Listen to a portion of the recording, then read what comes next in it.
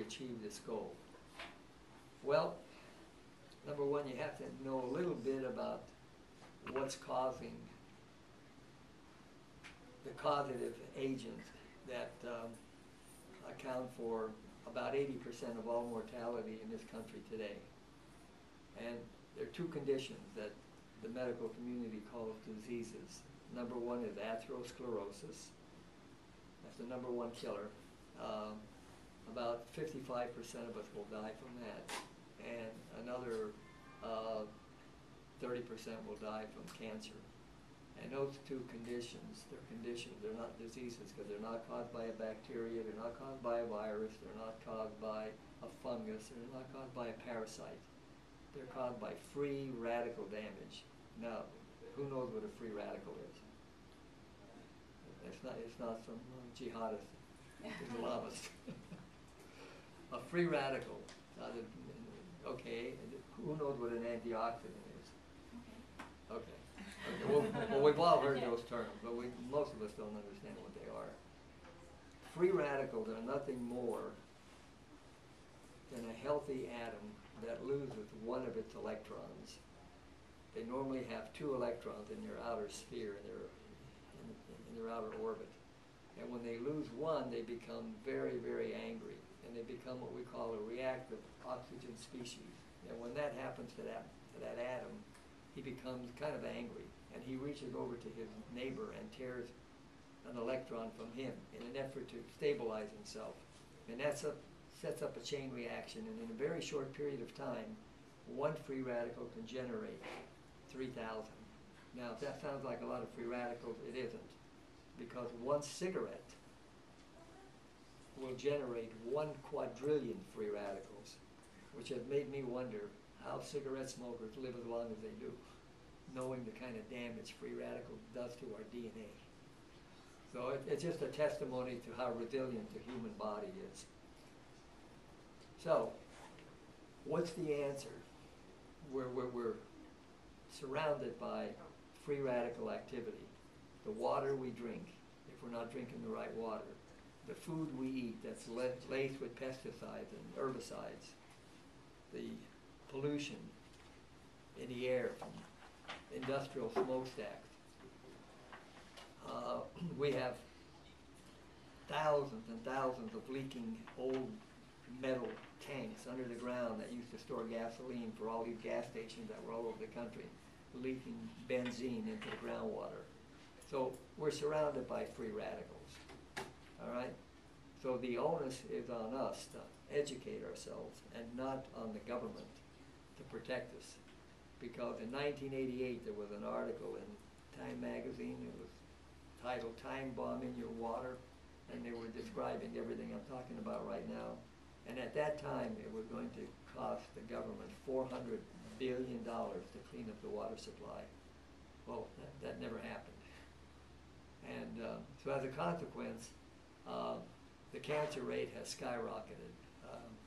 You can just go right over here to Durham, and Duke is, right now as we're speaking, they're adding a multi-million-dollar complex to the hospital because they're expecting a 10 to 20% increase in cancer in the next 10 years.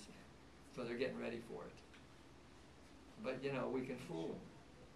You do not have to die from cancer. You do not. It's 100% preventable. And so is this thing that they call heart disease. There's a couple things that you need to do. Number one, to prevent cancer, you have to eliminate as much sugar in your diet as possible. A recent study at Stanford University has proven that sugar feeds the cancer cells, the oncogenes. Okay, so you got to eliminate that. The next thing you got to eliminate, and this is going to be tough for most people to swallow, is red meat. Now, red meat wasn't all that bad 50 years ago when they started adding anabolic steroids that make the animals mature in half the time so they could take them to market twice as fast. Instead of harvesting one herd, now they can harvest 2 herds in a year by giving them these anabolic steroids. They ran into a problem doing that because the meat was tough. They bulked up, but the meat was tough. So the scientists, they countered that by giving the animals diethylstilbestrol. Who knows what that is? It's a female hormone, and the female hormone softened up the muscle mass on that animal, and so now they were marketable. But now you got a triple whammy. The first whammy was when you were eating that meat to begin with, it created an acid environment. Meat and sugar created an acid environment of the body. Secondly, the naturally occurring animal fat. The end product of fat metabolism is an oxidative peroxide, which is a carcinogen. So you were getting that from mammalian meat. Okay, a cow, a goat, a sheep, whatever it is. You don't want to eat that stuff. All right? But now you're throwing in the steroids and you're throwing in the hormones, and I wouldn't touch a piece of red meat with a 10-foot pole. It's poison. Plus, it creates an acid environment in our body. And getting back to the cancer, cancer cells need an acid environment in order to propagate their interests, which is creating tumors all over the place. Okay, so you don't need, in my opinion, you don't need chemotherapy, and you don't need radiation, and you certainly don't need a surgeon's knife to cut it out, because they'll tell you, we got it all. I've heard that 10,000 times in my 57 years of being in medicine. We got it all. They don't ever get it all.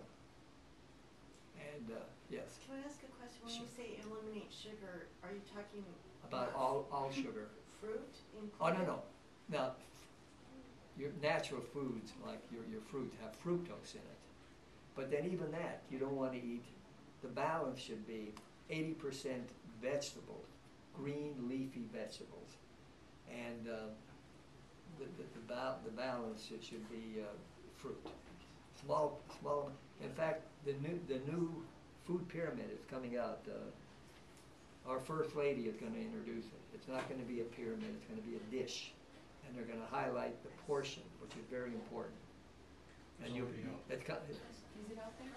oh, is it out there? Already Yeah. published it. This morning. Today? Yeah, today. Today. Well, I knew it was coming, because I Yeah. keep my finger on the pulse of that stuff. But yeah, so the new food pyramid, it's supposed to be something easier to understand.